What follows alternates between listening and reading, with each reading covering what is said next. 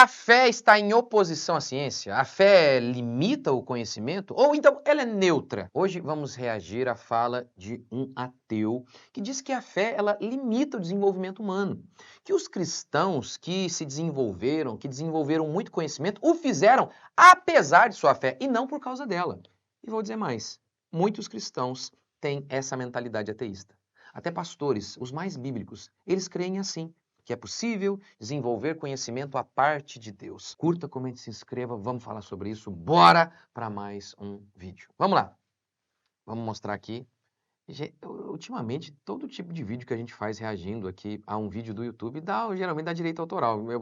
O vídeo tem 30 segundos só. E mesmo assim, acho que no meio do caminho eu vou dar uma picotada aqui, tá? Vamos ver se funciona, para eles não nos limitarem. O contexto aqui é o seguinte. Os ateus estavam defendendo que... e os três cristãos ali, um deles, meu amigo, o pastor Guilherme. Um abração, pastor. Eles estavam defendendo que a fé é limitadora, mais especificamente a pessoa aqui da esquerda, Michele, chamada Michele. Os ateus estão defendendo isso. Olha, a fé é limitadora. E aí, então, os debatedores cristãos acertadamente retrucaram dizendo, se a fé é limitadora, como você explica o fato de que inúmeras pessoas que desenvolveram muito conhecimento, elas eram cristãs?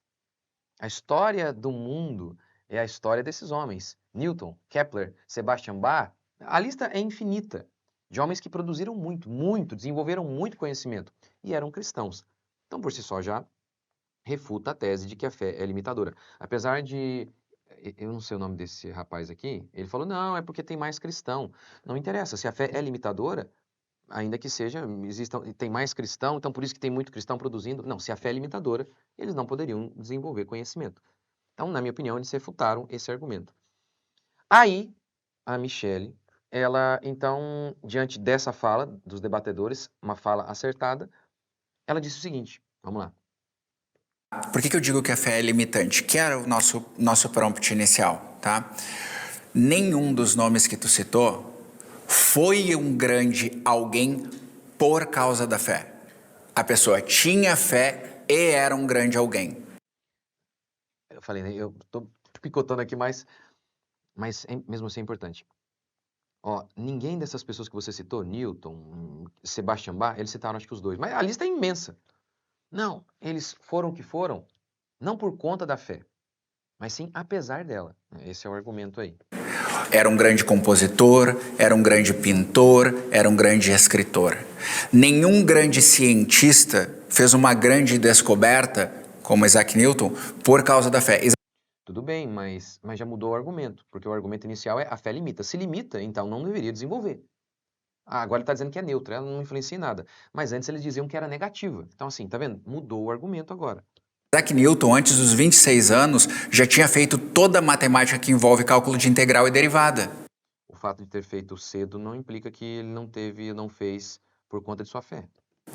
Todo o cálculo integral que a gente usa, inclusive para calcular movimento de planeta, foi Newton que fez, antes dos 26 anos, em nenhum momento citando Deus nos seus... Opa, vamos citar Deus sim daqui a pouquinho aqui. Então, é basicamente ser isso aí. Esse foi... Eles aqui depois debatem também a questão do relativismo moral. Debate o seguinte, sem Deus, há como ter uma moral, um critério objetivo de moralidade? A gente pode fazer um vídeo sobre isso também. Deixa aqui nos comentários, a gente pode fazer, aí a gente reage aí. Então eles citaram lá os debatedores cristãos, os três aqui, acertadamente.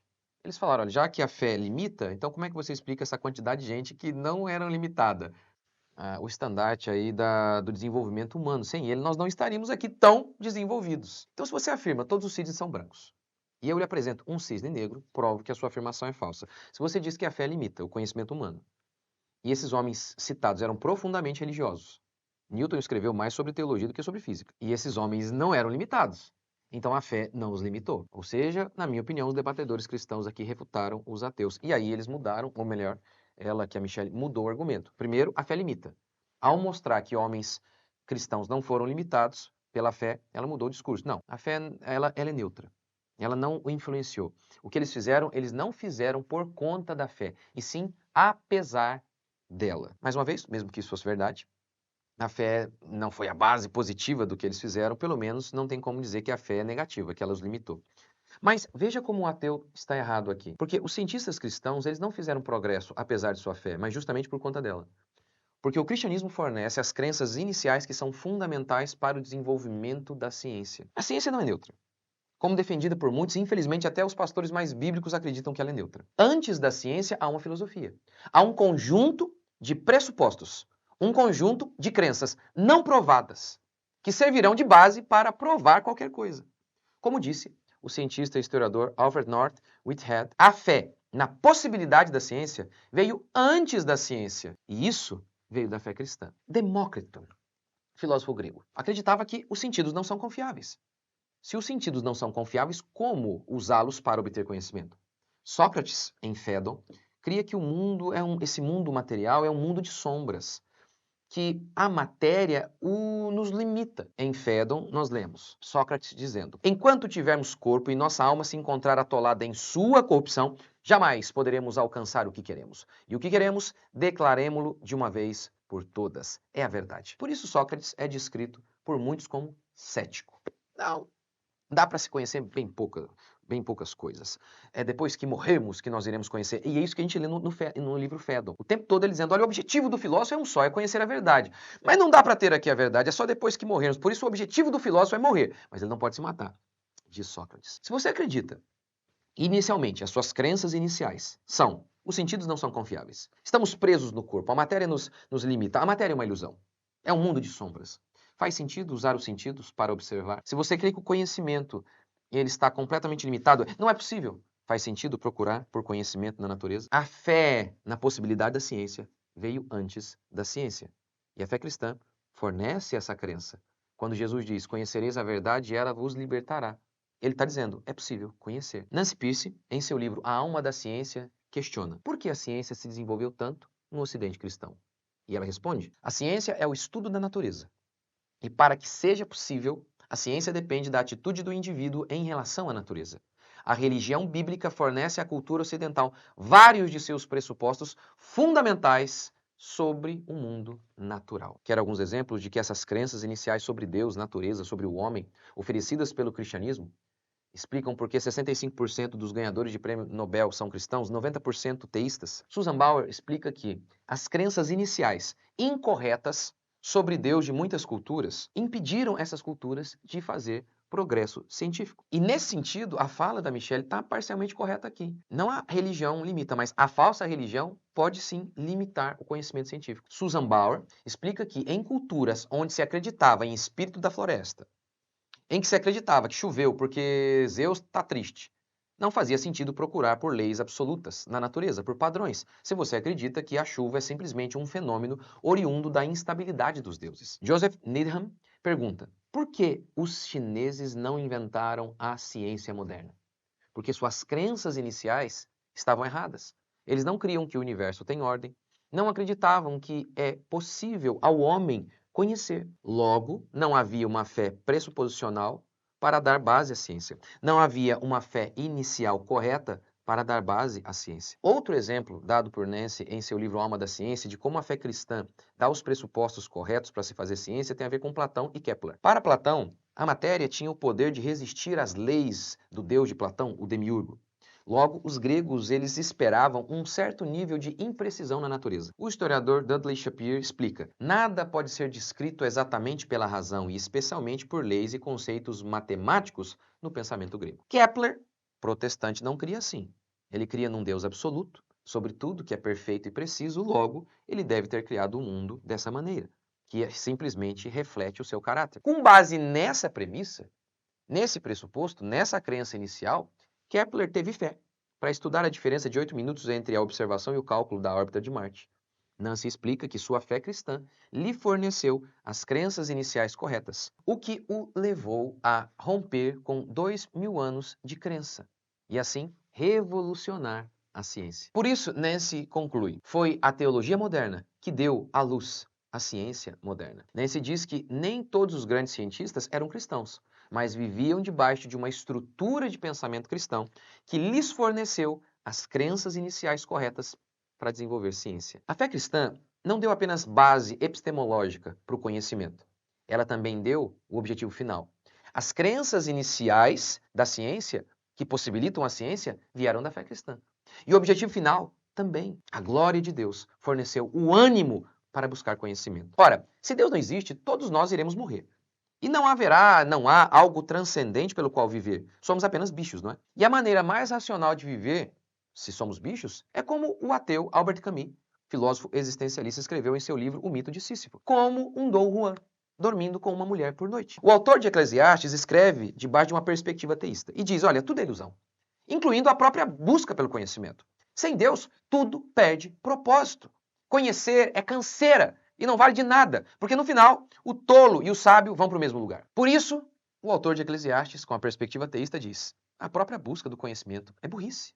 De modo que a maneira mais racional de se viver, se Deus não existe, é como Paulo expressou, comamos e bebamos, porque amanhã morreremos. Como animais que vivem apenas para a satisfação de seus instintos. A única felicidade possível é a imediata, presa aos prazeres sensoriais. Só. Isso é desmotivador para a busca do conhecimento. Portanto, foi a fé em Deus que motivou esses homens a estudarem a natureza. Nancy diz, a procura pelas leis matemáticas da natureza era um ato de devoção que revelaria a glória e a grandeza das obras das mãos de Deus. Michele disse que Newton não escreveu nada sobre Deus em relação às suas descobertas em relação à natureza, associando aí Deus à natureza. Mas, em General Scholium, Newton escreveu, o belíssimo sistema do Sol, de planetas e de cometas, só pode ter se originado do desígnio e domínio de um ser inteligente e poderoso. Kepler também afirmou, graças te dou, Criador e Deus, pois tu me concedeste esta alegria em tua criação, e me alegro nas obras das tuas mãos. Vê, pois, que completei o trabalho para o qual fui chamado. Nele usei todos os talentos que tu concedestes ao meu espírito. Percebe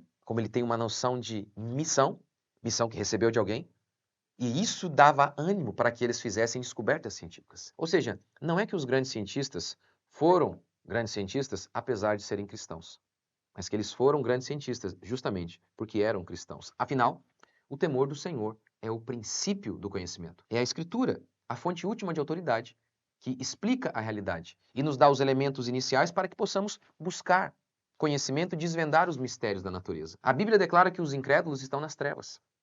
Por isso, Israel sempre foi advertido a não buscar conhecimento com os ímpios. Salmo 1 declara que bem-aventurado o homem que não anda no conselho dos ímpios.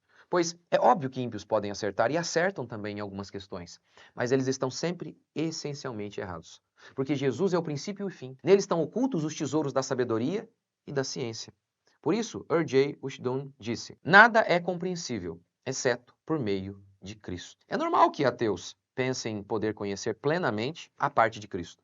O absurdo é que boa parte dos cristãos hoje, até os mais bíblicos, acreditem que é possível, sem a Escritura, a parte da Escritura como ponto de partida, obter conhecimento. Seguindo Aquino, eles creem que há uma razão emancipada, que pode obter conhecimento à parte de Deus, ignorando que quando Adão falou, eu vou ter conhecimento sozinho, sem Deus, não preciso dele, todo mundo morreu. Note um exemplo disso, de como que a perspectiva cristã hoje, ela é ateísta. E como que muitos cristãos pensam como ateus. A gente pode, independentemente de Deus, não precisamos de Deus para desenvolver pensamento, conhecimento. Um exemplo disso é a adoção maciça da psicologia na igreja, que é falsa ciência, mas que pastores adotaram. Ela é, em essência, ateísta, e seus pressupostos iniciais, portanto, estão incorretos. Suas crenças iniciais sobre Deus, a natureza e sobre o homem estão incorretos. Mas pastores dizem, não, podemos usar as ferramentas que eles criam. Mas as ferramentas são feitas em cima desses pressupostos errados e anticristãos. Exemplo, Egas Moniz, ele inventou a lobotomia. Essa ferramenta foi criada em cima dos pressupostos iniciais dele. Ele acreditava que o homem é apenas matéria, logo o pensamento seria apenas material. Com isso, ele criou a lobotomia, que consistia em fazer uma cirurgia aqui no lobo central. Se o homem é apenas matéria, bastaria então uma intervenção material e pronto. Ele ganhou o prêmio Nobel por isso. Mas as pessoas passaram a vegetar e hoje é proibido a lobotomia. Se a matéria-prima inicial é podre, como você pode criar uma ferramenta que não seja podre? As ferramentas criadas pela psicologia estão baseadas nesses pressupostos anticristãos. Mas pastores ignoram epistemologia, ignoram a importância fundamental das crenças iniciais, E por isso, apesar de cristãos, muitas vezes pensam como ateus. Então, o meu curso Mente Cristã é sobre isso. A fé cristã é a verdade sobre toda a realidade. E ali eu tento mostrar como que muitos pastores, inclusive os melhores, perderam a Bíblia como fonte última de autoridade. O link para o meu curso está aqui embaixo. Deus abençoe, espero que vocês tenham gostado desse vídeo. O que vocês acharam? Querem um vídeo sobre ateísmo e relativismo? É possível ser bom sem a fé? Deixe um comentário aqui. Deus abençoe. Até o próximo vídeo.